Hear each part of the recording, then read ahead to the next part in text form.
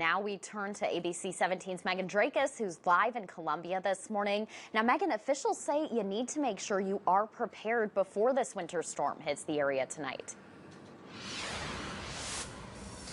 And Molly, one of those ways that people can prepare is heading to a grocery store like Hy-Vee, which is right behind me now. This morning, just in the past 15 minutes, I've probably seen a dozen cars pull into the parking lot for Hy-Vee, which just opened at 6 a.m. Now, yesterday, the city of Columbia sent out a press release that warned of the dangers of an upcoming storm and told residents to run errands and shop early to avoid traveling during this bad weather.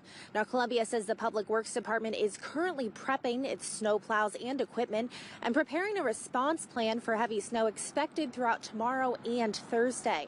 Now, the city says they'll also have additional utility crews on standby in case of strong winds and ice on power lines, which could cause some potential power outages. Molly, coming up in the next half hour, I'll let you know what items officials say you should have in your house before the storm hits. For now, reporting live in Columbia, Megan Drakis, ABC 17 News. Thank you so much, Megan. Now, the city says updates will be posted to social media accounts, which includes its Twitter and Facebook pages.